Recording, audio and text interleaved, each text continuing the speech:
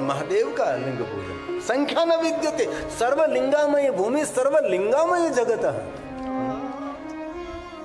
कोई विचारवाद नहीं था तब, सभी भगवान महादेव के निराकार लिंग स्वरूप का पूजन करते थे। इसलिए पाताले चापि वर्तन्ते, जितने शिवलिंग धरती पर पृथ्वी पर हैं इतने शिवलिंग पाताल में भी हैं और स्वर्ग में भी है।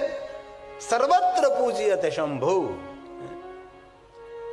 ये भगवान महर्षि वेदव्यास जी की रचना है। ये सभी श्लोक शिव महापुराण अंतर्गत हैं। मैं तो बहुत किंचित मात्र थोड़ा सा आपको कह रहा हूं कि अनंत है भगवान महादेव के लिंग स्वरूपों की महिमा। पाताले पाताले चापि वर्तन्ते स्वर्गे चापि तथा भुवि। स्वर्ग में भूमि पर सर्वत्र सर्वत्र पूज्यते शंभु सदेवा सुरमानुषे सदेवा असुर और मनुष्य। बहुत सारे शिवलिंगों की स्थापना मनुष्यों ने की, बहुत सारे शिवलिंगों की स्थापना देवताओं ने की, बहुत सारे शिवलिंगों ऋषि मुनियों ने स्थापित किया है। और ब्रह्मा ने कहा नारद सुनो, भगवान महादेव का पूजन एक जगत में नहीं, तीनों जगत में शिव है।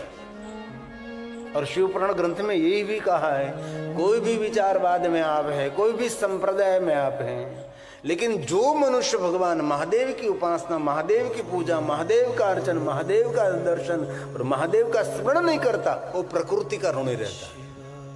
समग्र प्रकृति के ऋण में से मुक्त होने के लिए भगवान महादेव का पूजन, अर्चन, दर्शन, स्मरण जीवन में बहुत आवश्यक है। जो कि शंकर जी की पूजा अर्चन एक जगत में नहीं, त्रिजगत, तीनों जगत में शिव है। ये ब्रह्मा नारद जी को बता रहे हैं। त्रिजगच्च शंभुना व्याप्तं सदेवा सुरमानुषं। सूर मनुष्य, जहां जहां भगवान शंकर जी प्रकट हुए, कहीं मनुष्यों को दर्शन दिया होगा, कहीं ऋषि मुनियों का दर्शन दिया होगा, कहीं देवताओं को दर्शन दिया होगा, कहीं कहीं असुरों को भी दर्शन दिया है। तारकलिंगम असुर को दर्शन दिया, तारकासुर को दर्शन दिया, भस्मेश्वर भस्मासुर को दर्शन दिया। जहां जहां भगवान महादेव प्रकट हुए वहां वहां भगवान शिव जी लिंग रूप में प्रकट हुए। क्यों हुए? अनुग्रहाय, ब्रह्मा बोले अनुग्रहाय लोका। जगत पर अनुग्रह करने के लिए, जगत को हित और सुख देने के लिए भगवान शंकर जी स्वयं लिंग रूपेण सतमा। श्रेष्ठ स्वरूप लिंग रूप में, लिंग रूपेण सतमा। श्रेष्ठ स्वरूप है भगवान शिव वहां प्रकट रहे। आकाशे तारकलिंगम पाताले हाडकेश्वर मृत्यु लोके महाकालेश्वरम। त्रिलिंग तो सही लेकिन सर्वलिंग नमोस्तुते। आपके नगर में शिवालय है, भगवान महादेव जी आपकी प्रतीक्षा कर रहे हैं। 24 घंटे शिवालय खुला रहता है। अभी कोई समय संजोगों के द्वारा कोई शिवालय बंद करता होगा, लेकिन प्राचीन शिवालय को देखें तो शिवालय कभी बंद नहीं रहता था। 24 घंटे शिवालय खुला। ज्यादातर तो बहुत सारे प्राचीन शिवालय को देखें तो उसको द्वार ही नहीं बनाते थे, बंद करने के लिए कोई व्यवस्था ही नहीं थी, सिर्फ प्रवेश द्वार था, अंदर प्रवेश कर सकते थे, कभी बंद नहीं। 24 घंटे कोई भी व्यक्ति कभी भी जा सकता है। और हर गांव में भगवान शिव जी हमारी प्रतीक्षा करते हैं। क्यों प्रतीक्षा करते हैं? भगवान शिव हमारे पिता हैं। पिता जैसे पुत्र की प्रतीक्षा करता है, वैसे हमारी सबकी प्रतीक्षा भगवान शिव करते हैं। एक बार तो मेरे पास आओ, आपकी भाग्य रेखा में बदल सकता हूं, आपकी दुनिया में बदल सकता हूं। मैं जगत रचयिता हूं, मैं जगत पोषक हूं, जगत रक्षक हूं। मैं लेकिन बहुत कम लोग शिवालय पहुंचते हैं, बहुत कम लोग, नहींवत लोग। जीवन के सभी दुखों का निवारण शिवालय है। इसलिए आपको जब समय मिले तब शिवालय जाना चाहिए।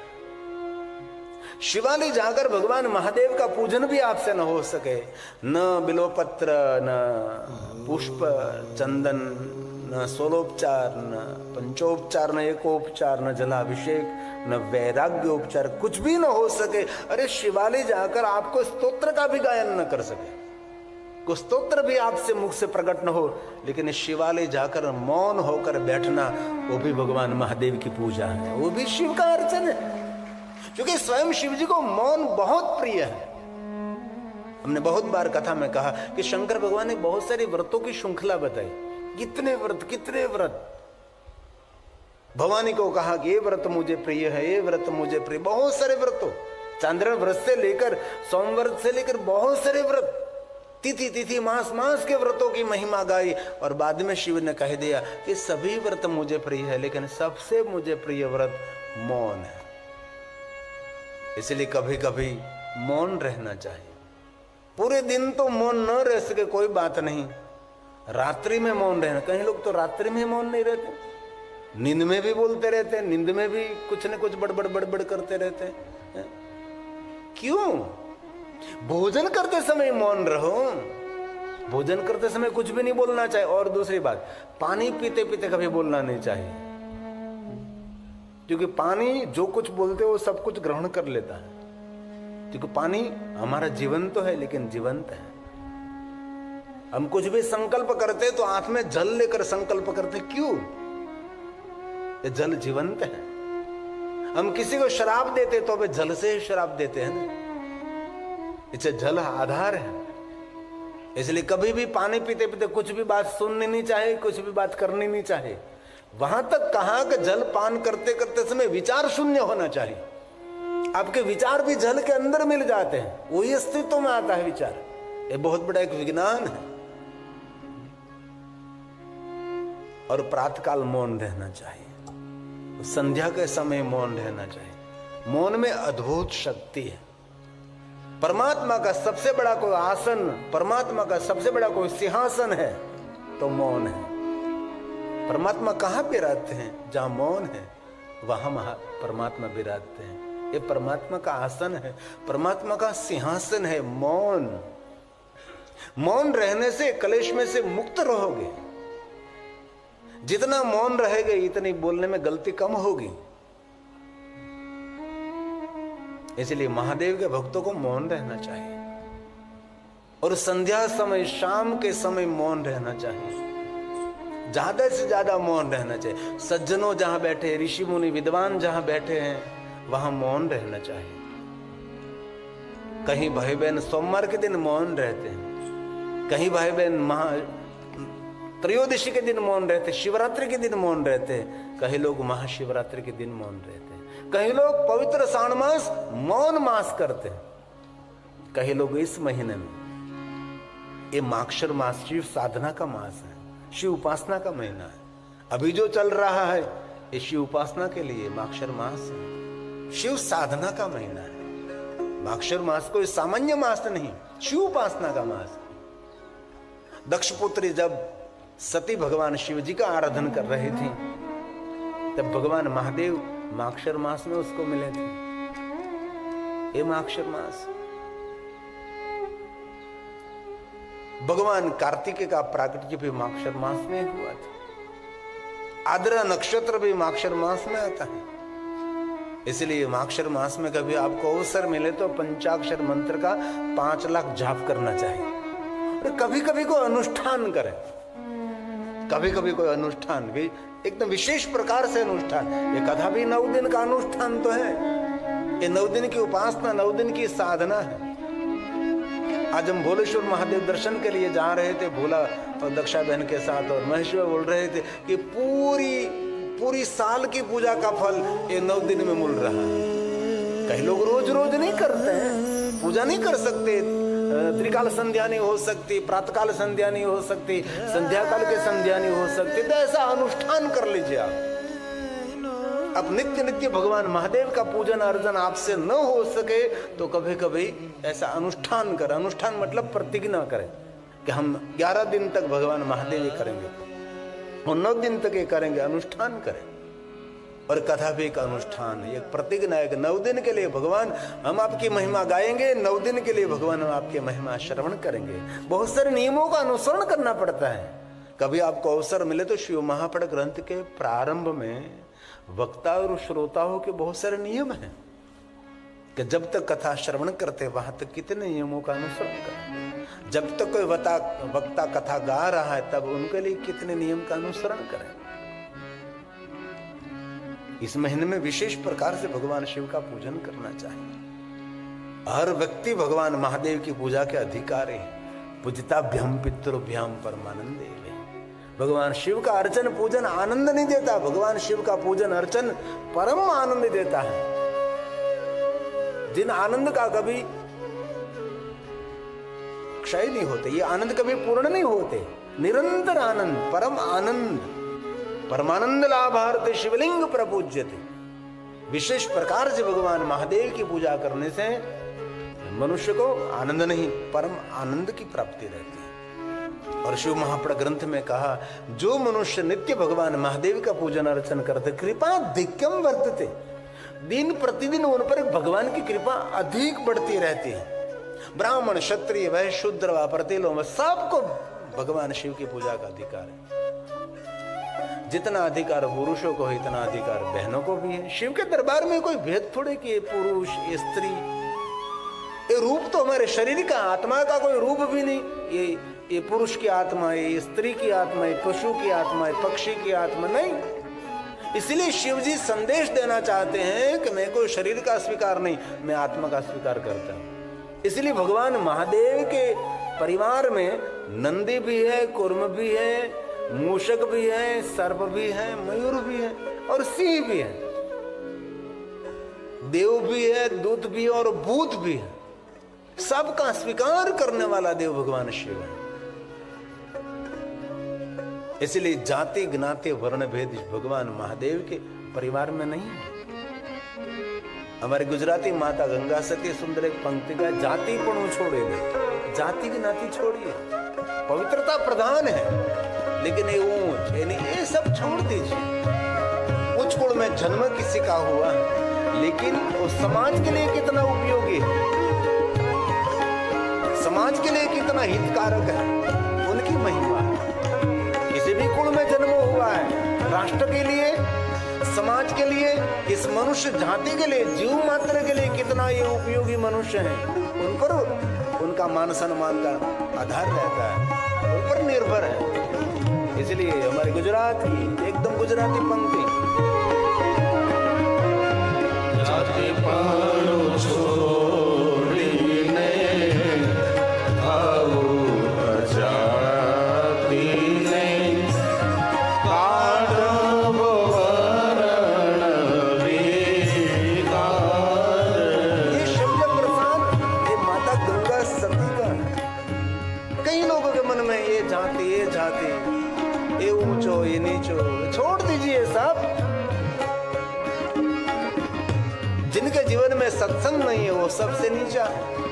जिनके जीवन में सत्संग और भगवान की भक्ति है, कोई भी कुल में जिनका जन्म हुआ है, ये तो कर्म का बंधन है। इस कुल में हमारा जन्म हुआ, इस कुल में जन्म हुआ, इस कुल में जन्म हुआ, लेकिन सबसे ऊंचा कुल तो उसको कहा जाता है जिन कुल में भगवान महादेव की साधना, महादेव की उपासना है। इसलिए गुजराती पंक्ति है,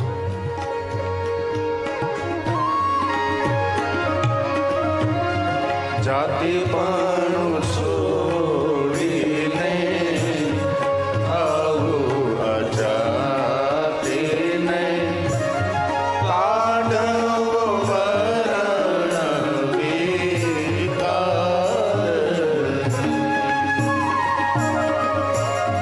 जाति पाणु छोड़ीने आओ अजाति ने काढ़ो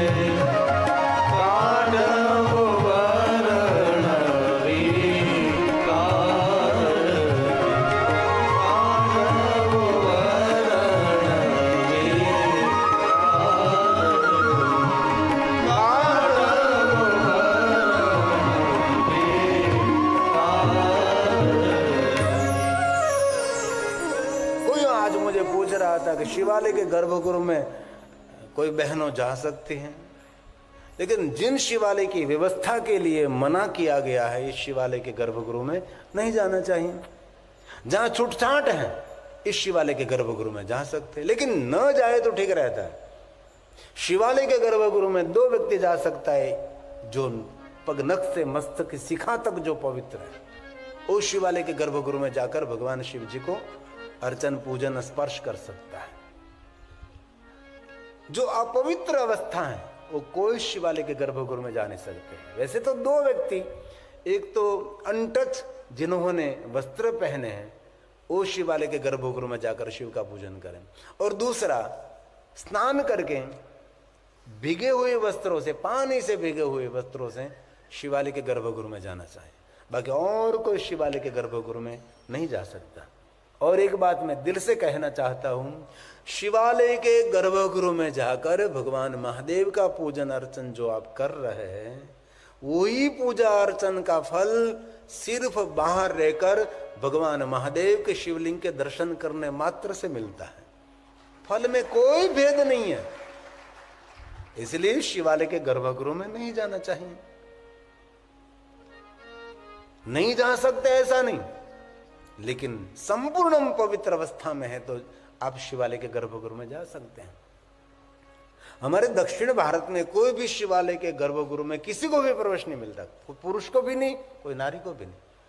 वहां का जो पुजारी अर्चक है वो ही शिवालय के गर्भगृह में जाकर भगवान शिव का पूजन अर्चन, आप उसको पूजा की सामग्री देते हैं, और जो कुछ पूजा की सामग्री है उन पर उसका हाथ रखते हैं और गोत्र बोलते हैं, परंपरा, पिता का नाम, आपका नाम, माता का नाम, परिवारों का नाम बोलकर हमारी ओर से शिवालय का जो पुजारी है वो भगवान महादेव की पूजा करता है। ये मूल परंपरा है। पहले दक्षिण भारत के सभी मंदिरों में कर्पूर की आरती होती थी। कोई भी दर्शन करने के लिए इसी समय कपूर जलाते थे, इसी समय, और भगवान का अर्चन कर लेते हैं। और आज देखो पूरे दक्षिण भारत में सभी मंदिरों में कपूर जलाना बंद हो गया। क्यों कपूर जलाना बंद हो गया? क्योंकि कपूर जलाने से सभी मंदिर की दीवार, भगवान के कपड़े, भगवान के गहने, सब कुछ धुएं से काला हो जाता था। इसलिए वहां कपूर को बंद कर, और जो पुजारी था सुबह से शाम तक भगवान के कपूर की आरती करता रहता था, उसके नाक में भी पूरी शाम तक एक काजल की डब्बी भर लो इतनी काजल एकत्र हो जाती थी। शाम के समय घर आता था तो काजल निकलता था। इसलिए वहां के लोगों ने सावधानी से कपूर जलाना बंद कर दिया। और हम रोज बोलते हैं कर्पूर गौरम।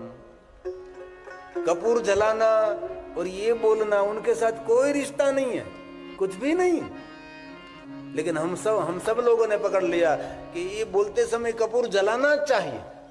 नहीं, ये तो भगवान शिव के रूप और स्वरूप का वर्णन है। उनके साथ कपूर जलाने का कोई रिश्ता नहीं, कोई संबंध नहीं, कुछ भी नहीं, दूर दूर तक नहीं। लेकिन इतनी परंपरा फैल गई, बस ये बोलते समय कपूर जलाना ही चाहिए। नहीं नहीं, ये तो भगवान शिव का रूप है, भगवान शिव जी का स्वरूप है। हम सभी रोज बोलते हैं ना, कर्पूर गौरम करुणावतारम संसार सारम भुजगेन्द्रहारम सदा संतम हृदयारविंदे भवं भवानी सहितं नमामि भवं भवानी सहितं नमामि। ये तो भगवान शिव जी का रूप है, स्वरूप है। कपूर जलाना उनके साथ कोई नहीं। इसलिए कभी आपको शिवालय जाने का अवसर मिले तो शिवालय जाने से पहले भगवान शिव जी की जो सीढ़ी है, पगथिया है, इन्हें प्रणाम करवाना चाहिए। भगवान गणेश ने वंदना, हनुमान जी ने वंदना, नंदी महाराज ने प्रणाम, कुर्म ने प्रणाम करी અને માતા ભવાનીની વંદના કરવાની છે। ત્યારબાદ પ્રધાન દેવતા ભગવાન શિવજીને પ્રણામ કરવાના, સાષ્ટાંગ પ્રણામ કરી અને ભગવાન મહાદેવને દંડવત પ્રણામ કરવાના છે। दंडवत प्रणाम पुरुष कर सकते हैं, दंडवत प्रणाम नारी शरीर नहीं कर सकती, वो साष्टांग प्रणाम करे। कभी प्रश्न उठता है कि पुरुष भगवान को दंडवत कर सकते तो नारी शरीर क्यों दंडवत नहीं कर सकते? क्योंकि नारी की महिमा है, नारी दंड मुक्त है। हम शिवालय में जाते हो, शिवालय में शिव जी नीचे विराजते हैं, पार्वती का स्थान ऊंचा है। ये सनातन धर्म की महिमा है। सनातन धर्म में नारी को महिमा दिया है, इसलिए उसको दंडवत नहीं। और कभी दंडवत करे तो भी दंडवत करने की भी एक परंपरा है। पैर आपका दक्षिण की ओर रहना चाहिए, मस्तक आपका उत्तर की ओर रहना चाहिए, ऐसे भगवान शिव जी को दंडवत कर सकते हैं। भगवान महादेव को सामने से कोई दंडवत नहीं कर सकते, ये भी एक परंपरा है। जो आप साथ में ले गए, मान सम्मान के साथ भगवान शिव जी को अर्पण करें। फल, श्रीफल, पुंगी फल, कुछ भी खाद्य द्रव्य आप ले गए, लिंग और पीठ से दूर अर्पण करें। कई लोगों को पता नहीं होता, फल, पुंगी फल, श्रीफल लिंग और पीठ के ऊपर अर्पण कर देते हैं। श्रीफल लिंग के ऊपर, पीठ के ऊपर नहीं रखना चाहिए, पुंगी फल भी पीठ पर नहीं। जो कुछ आप ले गए भगवान के लिए नैवेद्य के रूप में, वो लिंग और पीठ से दूर अर्पण करना चाहिए। ये महिमा है। कई लोगों को तो पता नहीं है, तो पीठ ऊपर दीप रख देते हैं। नहीं, कभी नहीं। पीठ ही आद्य शक्ति जगदम्बा का स्वरूप है। जितनी महिमा शिवलिंग के, उसके समान महिमा पीठ की भी है। ईश्वर शक्ति का प्रतीक है लिंग और पीठ, इसलिए जो कुछ ले गए दूर रखिए जरा। और भगवान महादेव का पूजन अर्चन दर्शन करने, स्तोत्र पाठ करने के बाद, माला जाप करने के बाद भगवान शिव जी की परिक्रमा जरूर करनी चाहिए। जो व्यवस्था परिक्रमा करने की वहां है, तो एक संख्या में परिक्रमा करें। 1 करें, 3 करें, 5 परिक्रमा करें, 7 करें, 9 करें, 11 करें। 1 क्यों भाई? क्योंकि ईश्वर हमारा एक है। और दूसरी बात, शिव जी को श्रीफल तोड़ते क्यों नहीं है? महादेव को श्रीफल अखंड क्यों अर्पण करते हैं? क्योंकि शिव जी अखंडानंद है। इसलिए महादेव को जो कुछ अर्पण करते हैं सब कुछ अखंड अर्पण करते हैं। श्रीफल अखंड, पुष्प भी अखंड, और जलधारा भी अखंड जलधारा करते हैं। जलधारा टूट नहीं देते हम। महादेव को जलाभिषेक मतलब हमारा तन मन, हमारी वाणी संपूर्ण भगवान को समर्पित हो जाती है। जल की धारा टूटनी नहीं चाहिए, तो हमारा मन ही धारा में रहता है। वाणी से मंत्र बोलते, तन से हम पात्र पकड़ते, इसलिए अभिषेक कहते उसको। भगवान शिव को हम समर्पित हो जाते हैं। जलधारा अखंड, बिलोपत्र अखंड बिलोपत्र पूजते। भगवान नंदीकेश्वर ने अखंड बिलोपत्रों से भगवान महादेव का पूजन किया था। टूटा हुआ नहीं, अखंड।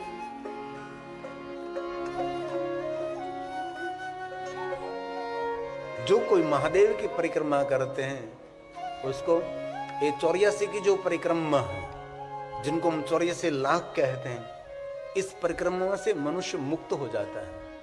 और इन्हीं में भी एक दूसरी बात याद रखने जैसी है, परिक्रमा करने के लिए जो जा रहा है उसको बाहर की तरफ रहना चाहिए। परिक्रमा कर जो आ रहा हो उसको अंदर की तरफ रहना चाहिए। और पूर्ण परिक्रमा नहीं महादेव की कर सकते हैं, जलधारी से हम वापस चलते। क्यों? जीव अपूर्ण है, शिव पूर्ण है। इसलिए पूर्णानंद की परिक्रमा अपूर्ण जीव कभी नहीं कर सकता, इसलिए अधूरी परिक्रमा करते हैं। हम जलधारी से वापस आ जाते हैं, फिर जाते हैं, फिर वापस आते हैं। और शिव जी को स्नान कराया हुआ जल जो आंख और मस्तक पर धारण करते हैं, उसको तीर्थ स्नान का फल मिलता है। ये महिमा है भगवान महादेव को स्नान कराया हुआ जल। और जिनको शिवालय की पूर्ण परिक्रमा करनी है वो कैसे कर सकता है? भगवान महादेव को स्नान कराया हुआ जल जलधारी से गिरता है, वहां एक छंड को स्थापित किया जाता है। ये सभी जल छंड पी लेता है और छंड की हद पूर्ण होने के बाद शिवालय की पूरी परिक्रमा आप कर सकते हैं। नहीं कर सकते ऐसा नहीं, लेकिन जहां तक छंड की हद है वहां तक परिक्रमा नहीं। लेकिन छंड की हद पूर्ण होने के बाद भगवान महादेव की पूर्ण परिक्रमा कर सकते हैं आप। और एक दूसरी बात, शिवालय के शिखर की छाया जितनी भूमि में पड़ती है सूर्य उदय होता है, सूर्यास्त होता है, तो जो शिखर की एक छाया पड़ती है, इतनी भूमि तीर्थ कहलाती है। और इतनी भूमि में कोई भी जलाशय है, शिव गंगेति विनयम शिव वचनम यथा, महादेव ने वचन दिया है कि शिवालय के आसपास जो जलाशय है वो कोई सामान्य जल नहीं है, वो साक्षात गंगा जल है, वावड़ी है, कूप है। शिवालय के आसपास कोई भी जलाशय वो सामान्य जल नहीं है, वही गंगा जल माना चाहिए। और देखना, जहां शिव है वहां जल होगा, कूप होगा, वावड़ी होगी, सरोवर होगा, सरिता। और शिवपुराण में तो वहां तक कह दिया कि जिन सरिता के तट पर कोई भी नदी दुनिया की है, इस नदी के कोई भी तट पर कहीं भी शिवालय नहीं, शिवलिंग नहीं है, इस नदी का जल नहीं पीना चाहिए। और हमारी सभी नदियों के किनारे कहीं न कहीं शिवलिंग है, कहीं न कहीं शिव जी विराजते हैं।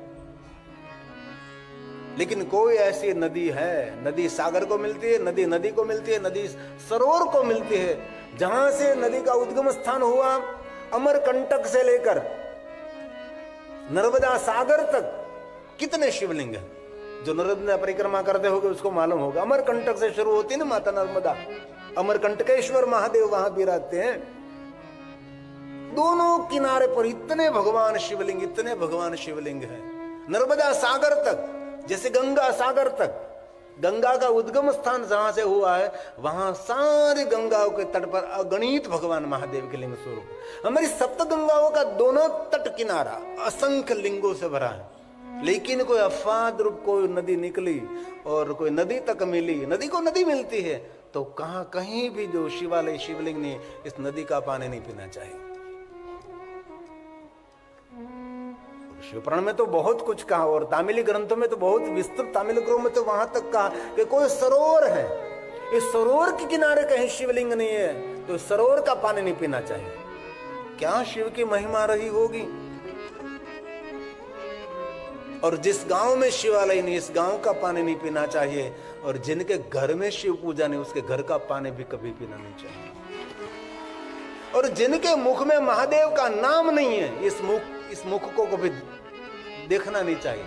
इसमें कहा है, शिवालय के बिना गांव को धिक्कार है, शिवालय के बिना राज्य को धिक्कार है, शिवालय शिव जी के नाम के बिना इस मुख को धिक्कार है। ऐसे बहुत सारे श्लोक शिवपुराण ग्रंथ में है।